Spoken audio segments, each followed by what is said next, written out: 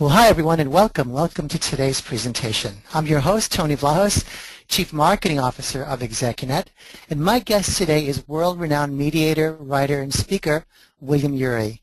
The greatest negotiations we embark on are those with ourselves. Today, Bill will be sharing strategies and techniques that you can use every day in every situation to master those negotiations and come out ahead in your career, in business, and in life. Really important stuff, and part of our commitment here at ExecuNet to connect you with higher value thinking to help you work and live better. So let's begin at the beginning with a few housekeeping things that will make your experience today all the more enjoyable and valuable. So first, the slides for today's presentation have not been distributed, so I'm going to ask instead that you just lean in and listen and follow along as Bill shows and tells today. Trust me, you're in for a real treat. Some of you are nodding. I can tell you do trust me. I'm so glad. Okay, let's move on from there. Second, if you'd like to ask Bill questions today, and I certainly encourage you to do that, just chat them in and I'll relay as many as possible to him before the end of the presentation. Lastly, very important, please complete your evaluation before you go. Our presenter values your feedback, and we do too. It really does help us serve you better. So I'm thrilled to introduce today's guest. William Ury is co-founder of Harvard's program on negotiation and one of the world's leading experts on negotiation. He's the co-author of Getting to Yes, the best-selling book on negotiation in the world, and has taught negotiation to tens of thousands around the world. He has served as a mediator in conflicts ranging from boardroom battles to labor strikes and from family feuds to civil wars. His newest book is Getting to Yes with Yourself and Other Worthy Opponents. It will be released by Harper One on January 20th, that's next week. I'll add that I've read it and begun applying the principles it contains, and they really, really work. The outer game follows from the inner game of negotiation. So that, in effect, the first and most important negotiation we ever engage in, of all those many ones that we do, actually starts inside of us. So I'd like to suggest for you, for your consideration, a few basic principles for how we might go about changing that inner game of negotiation. These principles are based on my own experience and my own observations over the past 35 years. And I encourage you, because this is an inner negotiation, to really see what works for you in your own situation and adapt it to what works for you. What often stops us from getting to yes, I find, is our own natural tendency to react. We get caught in what I think of as the 3A trap. In other words, we attack sometimes out of anger in a conflict situation, or we do the opposite, we accommodate. In other words, we give in out of fear maybe of losing the deal or losing the relationship, or we simply avoid, and a lot of us avoid, and particularly in those internal negotiations you were just referring to, but avoidance doesn't solve the problem. So what's the alternative? The alternative I find in negotiations to take a foundational step, which is to get to yes with yourself, which is to go to what I call the balcony.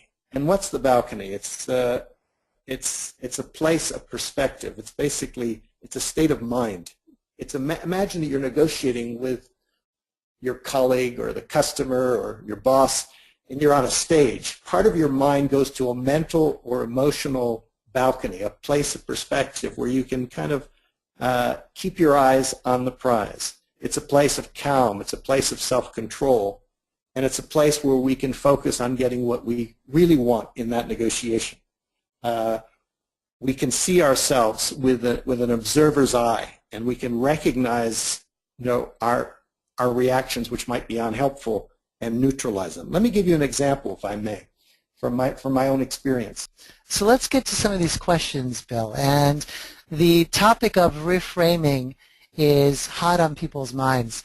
If you would kindly walk us through a couple of scenarios of reframing in our work lives. For example, most of us dread having to negotiate our salary. What do we need to remember there, Bill? Yeah, the thing is, what often happens when we negotiate our salary is it's almost like there's a spotlight in the interaction, and that spotlight can often be, it's usually in negotiations on our position. In other words, we go in and we say we want a 10% raise or whatever. It's our position. And maybe the position of the boss is, hey, look, the things aren't going so well here. There's no money in the budget. The answer is no. Or maybe it's a 2% raise or something. We focus on those tangible positions. To me, the secret in negotiation is how do we move that spotlight? How do we move that spotlight from a conversation or a confrontation about positions to one about what are the underlying interests? In other words, what does each side really need? And one way to do that, to reframe, is you ask problem-solving questions like why? Like help me understand. Help me understand. The boss could say to the employee, help me understand, why you want the raise. Or the employee can say to the boss, help me understand what the problem is. Is it a short-term deficit in the budget? Is the budget too tight? How do we solve the budgetary problem? Because once you focus on the underlying interests, then it might turn out, for example, that the person is interested in developing their career, and that's why they want the raise. You can, okay, well, maybe we can't give you all of the raise right now, but maybe we can work with you on that and give you a career development plan and maybe give you a promise in the future. Or maybe if the problem is the budgetary constraint, how can you sit down and turn this into a problem and say, okay, with the boss, well, if I'm able to bring in extra money, through sales and so on, can I then have the raise, a contingent agreement? So that essentially when you reframe, when you shift the focus from positions onto interests, when you shift it, you reframe it from a confrontation into a problem-solving conversation, suddenly you can open up the situation, you can expand the pie instead of just dividing up a fixed pie.